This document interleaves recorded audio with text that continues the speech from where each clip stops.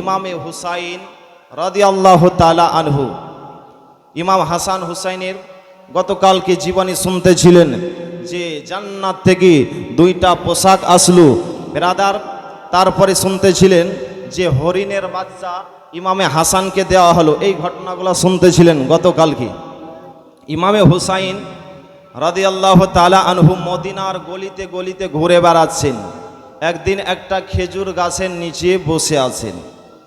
দ্বিতীয় খলিফা বাদশাহ ওমরে ফারুকের ছেলে খেজুর গাছের ওপরে পাকা পাকা খেজুরগুলা খায় আর পচাগুলা গিট্টিগুলা নিচে দিকে ফেলে দেয়। ইমামে হুসাইনের ওপরে পড়ে। বলে, কে? গোলামের বেটা গোলাম। বাদশার ছেলেকে যদি গোলাম বলে তাহলে রাগ হবে না? হবে না? এই বাদশাহ ওমরে ফারুকের বিষয় জানতে হলে একটা আপনাদেরকে নোকতা দিয়ে দিই। একদিন দয়ার নবী মায়ার নবী হযরতে আয়েশা সিদ্দিকা রাদিয়াল্লাহু তাআলা আনহার কোলে যেন মাথা দিয়ে আরাম করতেছিলেন। হাদিস দ্বারাই প্রমাণিত যে নিজের বিবির কোলে মাথায় দিয়ে আরাম করা, জাঙ্গে মাথা দিয়ে আরাম করা নবীর সুন্নাত। মহব্বতে বলুন সুবহানাল্লাহ। দয়ার নবী আমার হযরতে আয়েশা সিদ্দিকা রাদিয়াল্লাহু তাআলা আনহার কোলে মাথা দিয়ে যেন আপনার আরাম করতেছিলেন। নবী আমার দেখতে আছেন হযরতে আয়েশা সিদ্দিকা রাদিয়াল্লাহু তাআলা আনহা একবার আমার দিকে টুকটুক করে তাকিয়ে দেখতে আছেন, একবার যেন আসমানের তারকার দিকে তাকিয়ে তাকিয়ে দেখতে আছেন। নবী আমার জিজ্ঞাসা করেন, আয়েশা তুমি একবার আমার দিকে টুকটুক করে তাকিয়ে দেখছো, একবার আসমানের তারকার দিকে তাকিয়ে তাকিয়ে দেখছো, তোমার মনের মধ্যে কি এমন সন্দেহ জন্মেছে? নবী আমার বলতে আছেন, আয়েশা তুমি মনের মধ্যে এটাই ধারণা করেছো যে আসমানের মধ্যে যত তারকা দেখা যাচ্ছে ওই তারকার সমান কোন আপনার গোলামের বা সাহাবীর নেকি আছে? হযরতে আয়েশা সিদ্দিকা রাদিয়াল্লাহু তাআলা আনহা বলতে আছেন, সাদ্দাকতা ইয়া রাসূলুল্লাহ, সত্য বলেছেন ইয়া রাসূলুল্লাহ, ইয়া হাবিবাল্লাহ, নবী গো আসমানের মধ্যে যেই তারকা দেখা যাচ্ছে ওই তারকার সমান আপনার কোন গোলামের বা সাহাবের কি নেকি রয়েছে? নবী আমার বলতে আছেন, আয়েশা লেখো আসমানের মধ্যে যত তারকা দেখতে পাচ্ছ ওই তারকার সমান যদি কাউরির নেকি থাকে তো আমার উমরে ফারুকের রয়েছে। মহব্বতে বলুন। হযরতে আয়েশা সিদ্দিকার মনটা যেন কেমন হয়ে গেল। নবী আমার বলতে আছেন, বিবি আয়েশা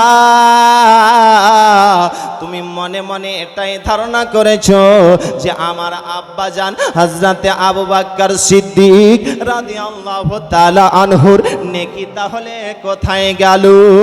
বলেন, সাদ্দাকতা ইয়া রাসূলুল্লাহ, সত্যবাদী নবী গো আমার আব্বার তাহলে নেকিটা কোথায় গেল? নবী আমার বলেন, আয়েশা বাদশাহ ওমরে ফারুকের সমস্ত নেকি এক পাল্লাই করো আর তোমার আব্বা জানের একটা নেকি অপর পাল্লাই করো। বাদশাহ ওমরে ফারুকের পাল্লা হালকা হয়ে যাবে, বাদশাহ আবু বকর সিদ্দিক রাদিয়াল্লাহু তাআলা আনহুর নেকের পাল্লা ভারী হয়ে যায়। জোরে বলুন সুবহানাল্লাহ। এই বাদশাহ ওমরে ফারুকের বিষয় জানতে হলে আরেকটু নোকতা দিয়ে দিই। যখন খলিফাত মসনদে ওমরে ফারুক বসেছিলেন গ্রামে গ্রামে মুরিদগণকে নিয়ে রাত্রিবেলায় আপনার পাহারা দিয়ে বেড়াতেন। রাত্রিবেলায় মুরিদগণকে নিয়ে ভক্তদেরকে নিয়ে যেন আপনার রাত্রিবেলায় ঘুরে বেড়াচ্ছেন। তিনার ছেলের একটা পাত্রী খুঁজতে আছেন যে ভালো যদি মেয়ে পাওয়া যায় তাহলে আমার মেয়ে আমার ছেলের সঙ্গে মেয়ের বিবাহ দেব। ব্রাদারি মিল্লাতে ইসলামিয়া বাদশাহ ওমরে ফারুক ভক্তদেরকে নিয়ে রাত্রিবেলায় যেন আপনার ঘুরে বেড়াচ্ছেন। ইতিমধ্যে একটা বাড়িতে মা বেটিতে আপনার ঝগড়া যেন করতে আসে। মা যেন বেটির সঙ্গে ঝগড়া করে। বেটি বলে, মা গো তুমি দুধের মধ্যে পানি মেল করিও না। মা বলে, বেটি রে 2 কিলো দুধে যদি কিছু পানি মেল করি মূল্যটা বেশি পাওয়া যাবে। বেটি বলে, মা গো দুধের মধ্যে যদি পানি মেল করো তাহলে আসলটা নকলে পরিণত হবে। আসলটা নকলে পরিণত হবে। মা বলছে, বেটি জোরে জোরে কথা বলিও না, বাদশাহ উমারে ফারুক যদি শুনে নেয় তাহলে আমাদের ওপরে বড় বিচার করে দেবে। বেরাদারি মিল্লাতে ইসলামিয়া, মা বেটিতে যেন ঝগড়া করতে আসেন। ওইদিকে বাদশাহ উমারে ফারুক তিনি যেন এই ঝগড়া করাটা শুনতে পেয়েছেন। সকাল বেলায় ভক্তদেরকে বলতে আছেন, অমুক বাড়িতে চলে যাও, তার মাকে আর তার বাবাকে আমার কাছে হাজির করো। সকাল বেলায় যেন আপনার ভক্তরা ওই মায়ের বাড়ির দরজায় যেন এসে হাজির হয়ে গেছে। বলে, মাগু বাদশাহ ওমারে ফারুক তোমাদেরকে ডেকেছে, চলো চলো। মেয়েটা বলতে আছে, বেটি রে, যেটা ভয় করছিলাম সেটাই হয়ে গেল। ও বেটি রে, তোকে আর বাড়িতে আমি রাখবো না রে বেটি। বলে, কেন মা? বাদশাহ ওমারে ফারুক আমাকে ডেকে পাঠিয়েছে। বলে, মা গো যাও যাও, তোমার উপকার হবে। বলে, কি উপকার? বলে, যাও, কমসে কম দুধে পানি দেওয়াটা তো বন্ধ হবে। জোরে বলুন, দুধে পানি দেওয়াটা তো বন্ধ হবে। মেয়েটা যেন চলে গেল। বাদশাহ ওমরে ফারুকের দরবারে হাজির হওয়ার পরে বলতে আছেন, হুজুর গো, আর কোনোদিন আমি দুধে পানি মেল করব না। বাদশাহ ওমরে ফারুক বলতে আছেন, তুমি দুধে পানি দাও চাহে না দাও, তোমার মেয়েটা আমার পছন্দ হয়েছে। এই রকম সৎ মেয়ে খুঁজছিলাম আমার ছেলের সঙ্গে বিবাহ দেওয়ার জন্য। জোরে বলুন সুবহানাল্লাহ। এইরকম সৎ মেয়ে খুঁজছিলাম আমার ছেলের সঙ্গে বিবাহ দেওয়ার জন্য। বাড়িতে দেখবেন মা যদি ভালো হয় বেটি অন্যরকম, বেটি যদি ভালো হয় মা অন্যরকম। ব্রাদার বুঝে গেলেন বাদশাহ ওমরে ফারুকের ছেলে গাছের উপরে আব্দুল্লাহ পাকা পাকা খেজুরগুলা খায় আর গিট্টিগুলা নিচে দিকে ফেলে দেয়। ইমামে হুসাইন নিচে বসে আছেন। বলে, কে রে গোলামের বেটা? গোলাম, আমার গোলাম, আমার নানার গোলাম। বাদশার ছেলে রাগ যে, হুসাইন আমাকে গোলাম বললে? বলে, নাম, নাম মানে হচ্ছে হ্যাঁ। বেরাদারি মিল্লাতে ইসলামিয়া, বাদশাহ ওমরে ফারুকের ছেলে আব্দুল্লাহ গাছ থেকে নামলো। নামার পরে বাবার কাছে এসেছে। আসার পরে বলে, আব্বা গো, ইমামে হুসাইন আমাকে গোলাম বলেছে। ওমরে ফারুক বলতে আছে, বেটা এটা মৌখিক বলেছে না লিখিত দিয়েছে? বলে, মৌখিক বলেছে। ওমরে ফারুক বলতে আছেন, যাও এটা লিখিত করে আনো হুসাইনের কাছ থেকে। আর কেন বলেছে তার জন্য মদিনা শরীফে বিচার করব। বেরাদার বাদশাহ ওমরে ফারুকের ছেলে হুসাইনের কাছে আসার পরে বলে, হুসাইন তুমি যে আমাকে গোলাম বলেছো, তোমার নানার গোলাম বলেছো, তুমি বলেছো তোর 14 খানদান আমার গোলাম, এইটা তুমি লিখে দাও খাতার মধ্যে। বলে, দাও, খাতা দাও, কলম দাও। ইমামে হুসাইন যেন আপনার খাতার মধ্যে লিখে দিলেন, আমার গোলাম, আমার নানার গোলাম। লিখে দেওয়ার পরে বাদশাহ ওমরে ফারুকের ছেলে খাতাটা নিয়ে আসার পরে বলে, আব্বা জান এই দেখেন ইমামে হুসাইন লিখে দিয়েছে। ওমরে ফারুক বলতে আছে, বেলালকে ডাকো। বেলালকে ডাকা হলো। বেলাল যাও গোটা মদিনা শরীফে এলান করে দাও যে ইমামে হুসাইনের বিচার করা হবে। ইমামে হুসাইনকে খবর দিয়ে দাও যে তোমার বিচার করা হবে, তুমি কেন গোলামের বেটা গোলাম বলেছো। গোটা মদিনা শরীফে হযরতে বেলাল এলান করে দিলেন যে হুসাইনের আপনার বিচার হবে। মদিনা শরীফের মানুষেরা চিন্তায় চিন্তিত হয়ে গেছে যে কে এমন দুনিয়াতে জন্মেছে রে হুসাইনের বিচার করনে আলা। আমার নবী তো বলেছেন, হুসাইনুম মিন্নি ওয়া আনা মিনাল হুসাইন। হুসাইন হচ্ছে আমার থেকে, আমি হচ্ছি হুসাইন থেকে। যারা হুসাইনের বিচার করলো তারা নবীর বিচার করলো। যারা হুসাইনকে ভালোবাসলো নবীকে ভালোবাসলো। কে এমন পৃথিবীতে জন্মেছে যে হুসাইনের বিচার করবে গো? ব্রাদারি মিল্লাতে ইসলামিয়া, এলান করে দেওয়া হলো যে হুসাইনের আপনার বিচার করা হবে। ওইদিকে আব্দুল্লাহ আব্বা জানের কাছে দাঁড়িয়ে রয়েছেন, বলে আব্বা গো, হুসাইন কখন আসবে তার বিচার করব। রাস্তা দেখতে আসেন ওমরে ফারুক, তিনিও যেন রাস্তা দেখতে আসেন হুসাইন কখন আসবে। বাদশাহ ওমরে ফারুকের ছেলে আব্দুল্লাহ বলতে আছেন আব্বা গো, হুসাইন হয়তো ভয়ে আসবে না। বাদশাহ ওমরে ফারুক বলতে আছে বেটা মুখ সামলিয়ে কথা বলো, যারা নবীর ঘরের সন্তান হয় তারা কখনো মিথ্যা কথা বলে না। তো অবশ্যই এই জায়গাতে হাজির হবে। রাস্তা দেখতে আসেন, ওইদিকে আব্দুল্লাহ বাবার দিকে দেখে, ওমরে ফারুক রাস্তা হুসাইনের দেখে যে কখন এই জায়গাতে আসবে। এক পা করে হুসাইন বাদশাহ ওমরে ফারুকের দরবারে এসে হাজির হয়ে গেছে।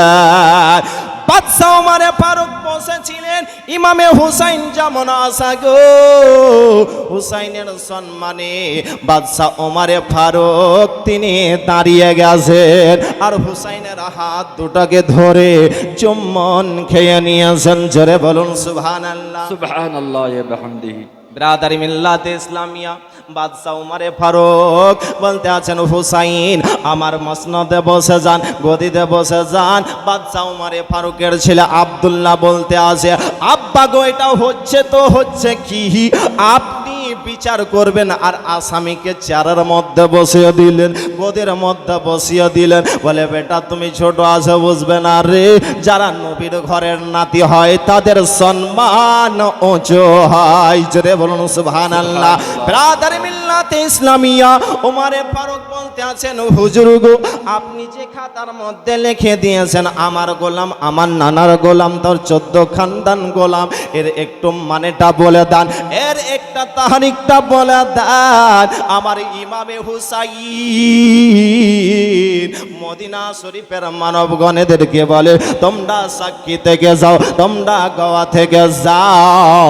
আমি বলেছিলাম যে আমার গোলাম, যারা আমার গোলাম হয়ে যায় তারা নবীর গোলাম হয়ে যায়, যারা নবীর গোলাম হয়ে যায় তাদের জন্য জান্নাতের রাস্তা পরিষ্কার হয়ে যায়। সুবহানাল্লাহ সুবহানাল্লাহ।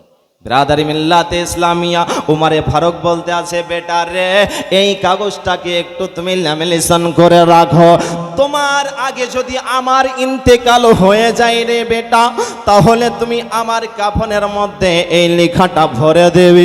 যখন কবরের মধ্যে আমাকে সওয়াল করবে তখন আমি এই লেখাটা দেখিয়ে দেব, যারা ইমামে হুসাইনের গোলাম হয় তাদের জন্য জান্নাতের রাস্তা পরিষ্কার হয়ে যায়। বুঝতে পারলেন ইমামে হুসাইনকে ভালোবাসলে কি লাভ আছে? বাবজি ভাইরা কত সুন্দর মেহফিল সাজিয়েছেন, 5 পাঞ্জাতনের মেহফিল সাজিয়েছেন, ইমাম হাসান হুসাইনের স্মরণে এই মেহফিল সাজিয়েছেন, আপনারা ভাগ্যবান। ব্রাদার মিল্লাতে ইসলামিয়া ইমাম হাসান হুসাইন 2 ভাই ওযু করে মসজিদে বসে রয়েছেন। কত মানুষ আসে আর যায় ওযু করে, ইমামে হুসাইন একটা মানুষের ওযু করা দেখছেন।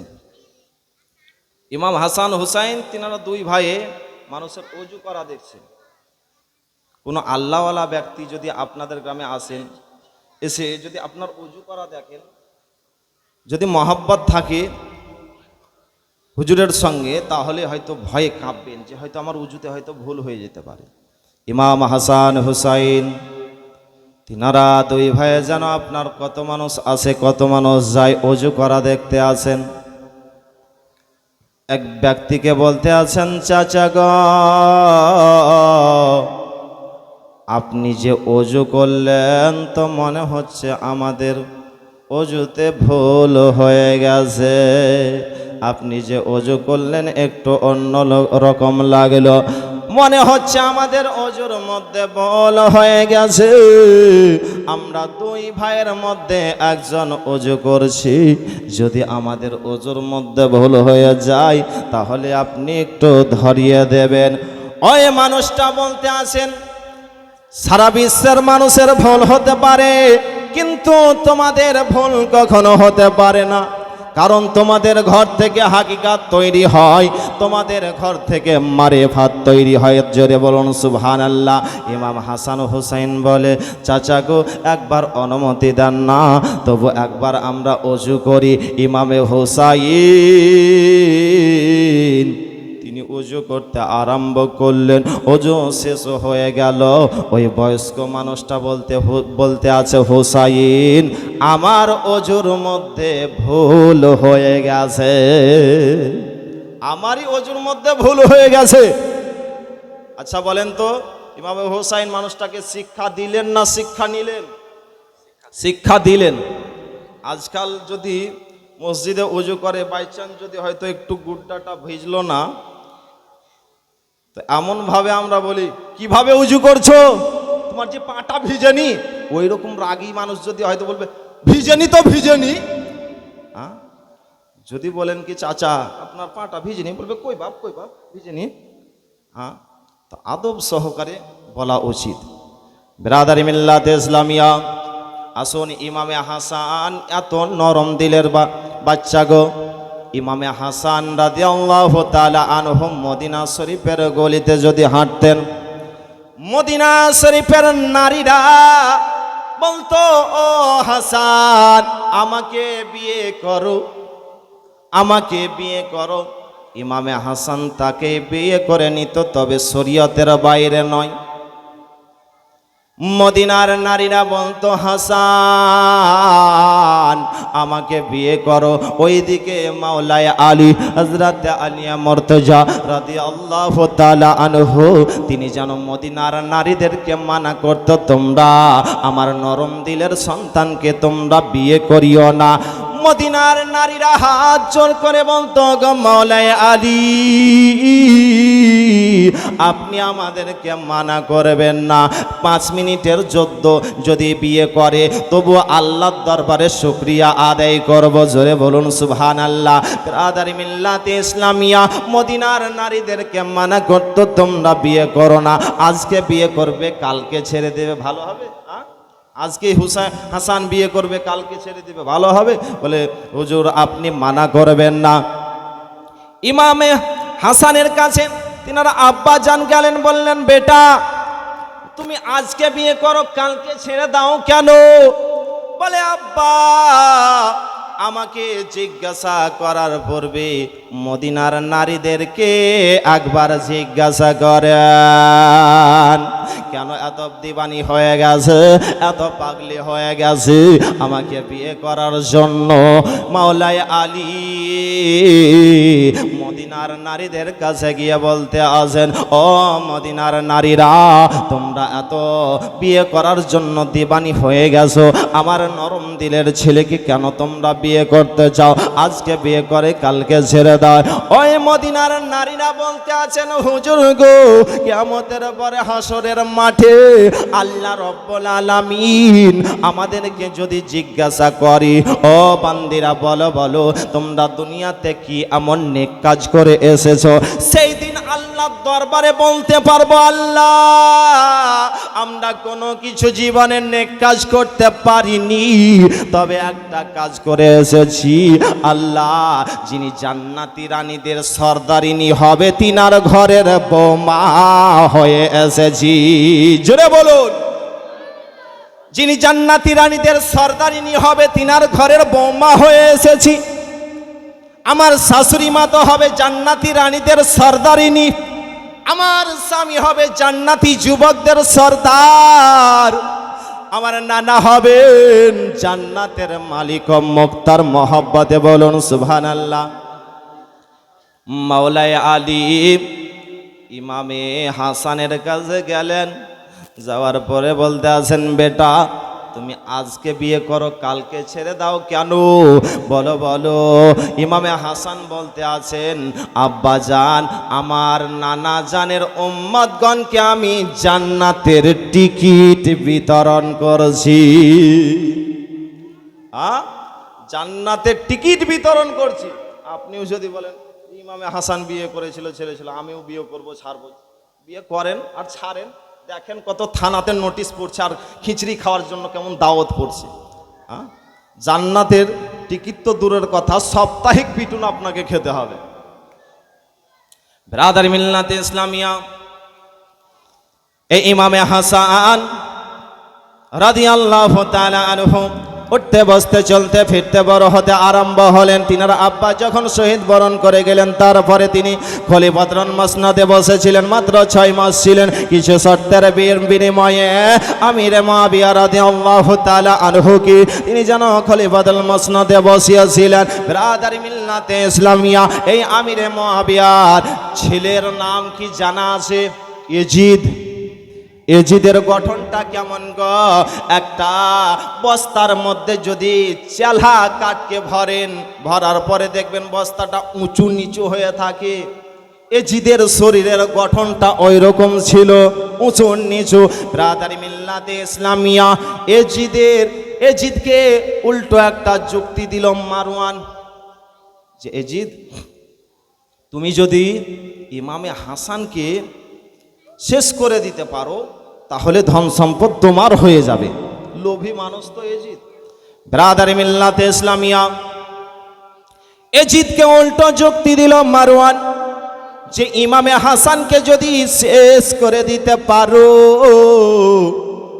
তাহলে সমস্ত ধন সম্পদ তোমার হয়ে যাবে।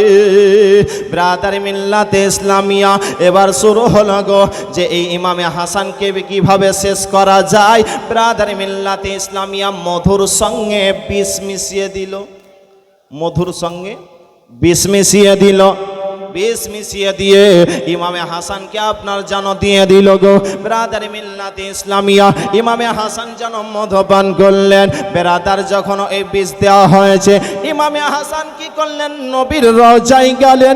নবীর রওজায় গিয়ে ইমামে হাসান তিনি যেন আল্লাহর কাছে যেন দোয়া চাইলেন, নবীর ওসিলা চাইয়ে দিয়ে আপনার দোয়া চাইলেন, যেন আপনার বিষ আপনার পানি হয়ে গেল। জোরে বলুন সুবহানাল্লাহ। আবার আসলেন, আবার যেন বিষ দিতে শুরু করলো। বেরাদার কখনো খেজুরের সঙ্গে আপনার বিষ মিশিয়ে দেয়। আবার যেন নবীর রওজায় গেলেন, নানার রওজায় গিয়ে দোয়া চাইলেন, বিষ পানি হয়ে গেল।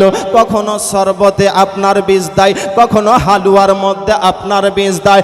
5 বার বিষ দেওয়া হলো। নবীর রওজায় গেলেন, আপনার বিষ যেন পানি হয়ে গেল। ইমামে হাসান তিনি ব্যবসাতে গেলেন, ব্যবসা থেকে ফিরে আসলেন। এজিদ যুক্তি করল, জয়বার বিষ দিচ্ছি, বিষ যেন পানি হয়ে যাচ্ছে। এবার যেন একটা শক্ত ধরনের, কঠিন ধরনের বিষ দিতে হবে, যেন বিষ যাওয়ার সঙ্গে সঙ্গে তার যেন শরীর কেটে যায়, আতরে যেন কেটে যায়। ব্রাদার মিল্লাতে ইসলামিয়া একটা মেয়ে মানুষকে বলল, তুমি ঝুঁটির মধ্যে, চুলের খোপার মধ্যে এই বিষটা নিয়ে নাও, আর ইমামে হাসানের বাড়ির চারিপাশে ঘোরাঘুরি করো। যখন রাত্রিবেলায় ঘুমিয়ে যাবে, ওই সময়তে তুমি কোনো একটা জিনিসের মধ্যে বিষটা দিয়ে দিবে, রূপগন্ধে জহর বিষ। ব্রাদার মিল্লাতে ইসলামিয়া, ওই মেয়েটা আপনার ঝুঁটির মধ্যে, চুলের খোপার মধ্যে বিষটা আপনার নিয়েছে। বিষ নিয়ে আপনার যেন বাড়ির আশেপাশে ঘোরাফেরা করতে আসে গো। বাড়ির আশেপাশে ঘোরাফেরা করে যখন ঘুমিয়ে যাবে, ওই সময়তে আমি গিয়ে বিষটা দিয়ে দেব। ওইদিকে ইমামে হাসানের বড় বিবি আবুল কাসেমের মা বলতে আছেন তিনার ছোট বুবু, বলে, বুবু রে, বোন রে, আজকে আমি নবীর রওজাতে যাব। নবীর রওজায় গিয়ে আমি আমার স্বামীর জন্য একটু দোয়া করব, আমার স্বামী যেন সুস্থ থাকে। কিন্তু আমি এই কাঁচা রাত্রিতে যাব না, আমি গভীর রাত্রিতে নবীর রওজায় গিয়ে আমি যেন দোয়া চাইব, আমার স্বামী যেন সুস্থ থাকে। এই দেখো আমি পানি রাখলাম, আমার স্বামী যদি পানি পান করতে করতে চাই। পানিটা কলসির মধ্যে রাখলাম, আমি পানি ঢেকে রাখলাম। আমাদের দুশ্মন অনেক রয়েছে, গামছার মধ্যে আমি মুখটাকে বেঁধে দিলাম। পানি যদি পান করতে চাই, এই পানিটা দিও গো বেরাদারি মিল্লাতে ইসলামিয়া। ওইদিকে আপনার আবুল কাসেমের মা গভীর রাত্রিতে নবীর রওজার বাইরে গিয়ে যেন স্বামীর জন্য দোয়া চাইছেন। ওইদিকে ইমামে হাসানের ছোট বিবি যেন রাত্রিবেলায় তিনার স্বামীর কাছে রয়েছেন গো। কিছুক্ষণের জন্য বিবির কোলে মাথা দিয়ে আরাম করতেছিলেন ইমামে হাসান। ইতিমধ্যে আরাম করতে করতে ঘুম চলে এসেছে। ওই মেয়েটা সুযোগ পেয়ে নিয়েছে যে এখন তো ইমামে হাসান ঘুমিয়ে গেছে, তিনার বিবিও ঘুমিয়ে গেছে, এখন আমি বাড়ির মধ্যে প্রবেশ করি। বাড়ির মধ্যে প্রবেশ করল গো। বাড়ির মধ্যে ঢোকার পরে দেখতেই আছে বীজ দেব তো দেব কিসে, কোন জিনিসটাতে আমি বীজ দেব? বেরাদারি মিল্লাতে ইসলামিয়া। মেয়েটা দেখলো যেন কলসি রয়েছে, কলসির মুখটা তো বাঁধা রয়েছে। কলসির মুখটা যদি খুলে দিই, গামছার গিঁটটা যদি খুলে দিই, তাহলে বুঝতে পেরে নিবি যে এই পানির মধ্যে বিষ দিয়েছে। মেয়েটা কি করলো গো? ওই গামছার ওপরে এরকম ভাবে বিষটাকে আপনার ডড্ডাতে আরম্ভ করলো। বিষটা আপনার ঝরে ঝরে গামছার ওপর থেকে ঝরে ঝরে কলসির মধ্যে আপনার বিষ চলে গেল, বিষ দেওয়া হয়ে গেল। মেয়েটা যেন আপনার বাড়ির দিকে রওনা হয়ে গেল। ইমামে হাসানের ঘুম ভেঙে গেল, ঘুম ভেঙে গেছে। তিনার ছোট বিবিকে বলে, বিবি রে আমাকে বড় পিপাসা লেগেছে রে বিবি, একটু আমাকে পানি দাও। ইমামে হাসানের ছোট বিবি গেলাস নিলেন, দেখতে আছেন কলসিতে তো পানি আছে, এই পানি দেব না, বাসি পানি আমি দেব না। তিনি যেন পানির জন্য বের হয়ে গেছেন। বেরাদার ওইদিকে আবুল কাসেমের মা তিনি যেন আপনার নবীর রওজা থেকে যেন বাড়িতে প্রবেশ করলেন। প্রবেশ করার পরে বলে, স্বামী গো ছোট বাবু কোথায় গিয়েছে? বলে, বিবি রে আমাকে বড় পিপাসা লেগেছে, পানি আনতে গিয়েছে রে বিবি। বলে, স্বামী গো পানি তো আমি ঢেকে রেখে গিয়েছি, ভালো পানি রেখে গেছি, দেখি বাননটা কি কেউ খুলেছে কি না। না না, বাননটা খোলেনি। ইমামে হাসানের বড় বিবি ওই কলসি থেকে পানিটা এক গিলাস দিলেন গো। পানি যেন ইমামে হাসান পান করলেন। তিনার বিবি যেন জানেন না যে এই কলসির মধ্যে বিষ দিয়েছে। বেরাদার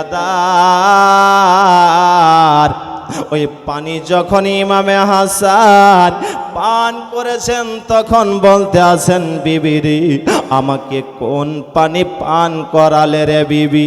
মনে হচ্ছে আমার ভিতর ফেটে যাচ্ছে। ও বিবি রে আমার যেন দিল ফেটে যাচ্ছে। বেরাদার ইতিমধ্যে যেন তিনার ছোট বিবি এসেছে। বলে, স্বামী গো আপনার জন্যই আমি পানি নিয়ে এসেছি। বলে, বিবি রে আর পানি আমি পান করব না। ও বিবি সেলেব চেটে নিয়ে আসো রে বিবি, মনে হচ্ছে যেন আমার বমি হবে, মনে হচ্ছে যেন আমার উল্টি হবে। বেরাদার ওইদিকে ইমামে হোসাইনকে ডাকা হলো। ইমামে হোসাইন আসলেন গো। বলে, ভাই কেন তুমি কান্না করতে আসো গো? বলে, ভাই রে মনে হচ্ছে আর আমি দুনিয়াতে বাঁচব না রে ভাই। সেলেবচিটা কাছিয়ে দেওয়া হলো। সেলেবচি কাছিয়ে দেওয়ার পরে আমার ইমামে হাসান তিনি যেন উল্টি করছেন গো, তো শুধু কলেজা কেটে কেটে বের হচ্ছে। বেরাদার ইমামে হাসান বলতে আছেন, ভাই হোসাইন আমি রাত্রিবেলায় ঘুমিয়েছিলাম গো। রাত্রিবেলায় ঘুমিয়ে থাকার সময় আমি একটা স্বপ্ন দেখেছি রে ভাই। বলে কি স্বপ্ন দেখেছো রে ভাই, একটু দয়া করে বলো। ইমামে হাসান বলতে আছেন, দাদা গো, এই কপালের নিচে চোখের ওপরে লেখা রয়েছে কুল হুয়াল্লাহু আহাদ। ইমামে হুসাইন বলতে আছেন, ভাই রে তুমি তো স্বপ্ন ভালোই দেখেছো, তবে এর মানে জানতে হবে, এর তাহানিকটা জানতে হবে। কার কাছে জিজ্ঞাসা করবেন গো? বিরাদারি মিল্লাতে ইসলামিয়া একজন আল্লাহর নবীর সাহাবী সাইদ ইবনে মুসাইদ, তিনার কাছে আপনারা গিয়া হাজির হলেন ইমামে হুসাইন। ইমামে হাসানকে সঙ্গে করে নিয়ে সাইদ ইবনে মুসাইদের কাছে হাজির হলেন। হাজির হওয়ার পরে বলে, হুজুর গো, আজকে আমার ভাই রাত্রিবেলায় ঘুমিয়েছিল, রাত্রিবেলায় এই স্বপ্ন দেখেছে যে কপালের নিচে চোখের ওপরে কুল হুয়াল্লাহু আহাদ লেখা রয়েছে। এর মানেটা একটু বলে দেন, এর তাহানিকটা একটু বলে দেন। সাইদ ইবনে মুসাইব বলতে আছেন, হুসাইন, যাদের কপালের মধ্যে কুল হুয়াল্লাহু আহাদ লেখা ওঠে তারা আর বেশিক্ষণ বাঁচে না। ও হুসাইন, যদি হাসান খেতে চাই খাওয়িয়ে দাও, যদি কাউরের সঙ্গে কথাবার্তা বলতে চাই কথাবার্তা বলিয়া দাও। ব্রাদারি মিল্লাতে ইসলামিয়া ইমামে হুসাইন তিনি যেন অঝর নয়নে ক্রন্দন করতে আসি। বলে, ভাই রে তুমি কোন স্বপ্ন দেখলে রে ভাই? বেরাদার ইমামে হাসান যেন ক্রন্দন করতে আসেন। ইমামে হাসান বলল, আমার বেটাকে ডাকো। আবুল কাসেমকে ডাকা হলো। আবুল কাসেম, বেটা রে, আর আমি বাঁচব না রে বেটা, তবে শোনো রে বেটা, তোমার চাচা যদি কোনোদিন বিপদে পড়ে যায় চাচার সঙ্গে দিও, তোমার চাচার সঙ্গে থাকিও। আমার নানা বলতেন, যার বাবা নাই কেউ যদি চাচার সহযোগিতা করে, চাচার সঙ্গে দেয়, সে বাবার সম্মান করলো। যার মা জগতে নাই সে যদি খালার সম্মান করে, সে মায়ের সম্মান করল। ও বেটা আবুল কাসেম, তোমার চাচা যদি বিপদে পড়ে যায় সঙ্গে দিও রে বেটা। বেরাদার ইমামে হাসান জানো কন্দন করতে আছেন, বিবির সঙ্গে কথাবার্তা বলতে আছেন। হুসাইন বলতে আছেন, ভাই গুগু আর কিছু কি আপনি বলবেন? বলে, শোনো রে ভাই, আমি শহীদ বরণ করে যাওয়ার পরে আমার কবরটা নানা জানের পাশে বানিয়ে দিও। ডান পাশে হযরতে আবু বকর রয়েছেন, বাম পাশে ওমরে ফারুক, তারপরে একটা ফাঁকা জায়গা রয়েছে, ওই জায়গাতে আমার কবরটা বানিয়ে দিও। ওই জায়গাতে যদি কবর বানাতে গিয়ে শুকনো ঝগড়া হয়ে যায়, তাহলে আবার ওই জায়গা থেকে তোমরা জান্নাতুল বাকিতে মা ফাতেমাতুজ জাহরা রাদিয়াল্লাহু তাআলা আনহার পাশে বানিয়ে দিও। নারে তাকবীর, নারে তাকবীর, আল্লাহু আকবার, নারে রিসালাত, ইয়া রাসূলুল্লাহ। এই দেখেন জীবনী বক্তা হাজির হয়ে গেছেন, মানে বক্তব্য সমাপ্ত করতে হবে।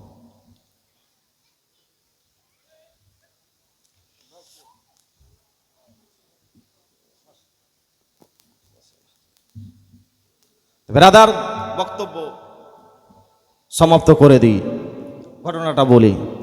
ব্রাদার মিল্লাতে ইসলামিয়া ইমামে হাসান ইমামে হুসাইনকে এই কথা বললেন যে, ভাই যদি নানা জানের পাশে কবরটা বানাতে গিয়ে যদি শুকনো ঝগড়া হয়ে যায়, তাহলে জান্নাতুল বাকিতে আমার কবরটা বানিয়ে দিও। ব্রাদারি মিল্লাতে ইসলামিয়া এই কথাবার্তা বলতে বলতে কলমায়ে তাইয়্যিবা পাঠ করতে আরম্ভ করলেন। ইমামে হাসান বললেন, লা ইলাহা ইল্লাল্লাহ মুহাম্মাদুর রাসূলুল্লাহ। ইমামে হাসান আপনার শহীদ বরণ করলেন। ইমামে হাসান শহীদ বরণ করলেন। ওইদিকে ইমামে হুসাইন হযরতে আয়েশা সিদ্দিকা রাদিয়াল্লাহু তাআলা আনহার কাছে গেলেন, বলেন নানি গো, আমার ভাই ইমামে হাসান শহীদ বরণ করেছেন নানি গো, নানি যেন আপনার দোয়া করলেন। বলেন নানি গো, আমার ভাইয়ের কবরটা কোন জায়গাতে বানাবো? বলেন নানা, তোমার নানা জান তোমাদেরকে বেশি ভালোবাসতো, তোমার নানা জানের পাশে বানিয়ে দাও। ওই জায়গা থেকে চলে আসছেন। ইতিমধ্যে একজন সাহাবীর সঙ্গে দেখা হলো। বলে হুসাইন কোথায় গিয়েছিলে গো, বলো বলো। বলে আমার নানির কাছে গিয়েছিলাম, যে আমার ভাই ইমামে হাসান শহীদ বরণ করেছে, কবরটা কোন জায়গাতে বানাবো এই খবরটা নিতে গিয়েছিলাম। বলে কোন জায়গাতে বানাবে বলো বলো। বলে আমার নানা জানের পাশে বানাবো। বলে ওই জায়গাতে বানা হবে না গো। বলে কে গো তুমি বাধা দেও? ইতিমধ্যে একজন বিচক্ষণ সাহাবী হযরতে আবু হুরায়রা রাদিয়াল্লাহু তাআলা আনহু ছিলেন। বলতে আছেন হুসাইন তোমার ভাই যখন ইন্তেকালের পূর্বে এই কথা কি বলেছিল, যে শুকনো যদি ঝগড়া হয়ে যায় তাহলে তোমরা আমার কবরটা মা ফাতেমার পাশে বানিয়ে দিও। বলে হ্যাঁ বলেছিল। অতএব আবু হুরায়রা বলতে আছে হুসাইন শোনো গো, নবীর পাশে একটা ফাঁকা জায়গা রয়েছে, ওই জায়গাটা কবর কার হবে? ঈসা নবীর কবর ওই জায়গাতে হবে। জোরে বলুন সুবহানাল্লাহ। অতএব যাও জান্নাতুল বাকিতে মা ফাতেমাতুজ জাহরা রাদিয়াল্লাহু তাআলা আনহার পাশে বানিয়ে দাও। বিরাদারি মিল্লাতে ইসলামিয়া আসলেন। এবার জানাজা পড়লেন। জানাজা পড়ার পরে কিছু মুনাফিকও থাকে। বলছে হাসান তোমরা যে বলে তোমরা বলো যে যারা শহীদ বরণ করে যায় তারা জিন্দা, মৃত্যু নয়, তো ওই কথা কেন বলো না? এই কথা বলার সঙ্গে সঙ্গে ইমামে হাসান ওই খাট থেকে উঠে ওই মুনাফিকের গলে একটা থাপ্পড় মেরেছে। বাপরে মারে করে চিল্লাতে আরম্ভ করেছে। তখন বলছে কেন চিল্লাছো? বলে ইমামে হাসান আমাকে মেরে দিয়েছে। হ্যাঁ, তো বলতে আছে যে তুমি যে বলতেছিলে যে যারা আল্লাহর রাস্তায় শহীদ হয় তারা জিন্দা নাই মুর্দা, তো আমার ভাই জিন্দা না মুর্দা আজকে তোমাকে দেখিয়ে দিল। জোরে বলুন। বিরাদারি মিল্লাতে ইসলামিয়া। তো বক্তব্য আর লম্বা চড়া হবে না। আবার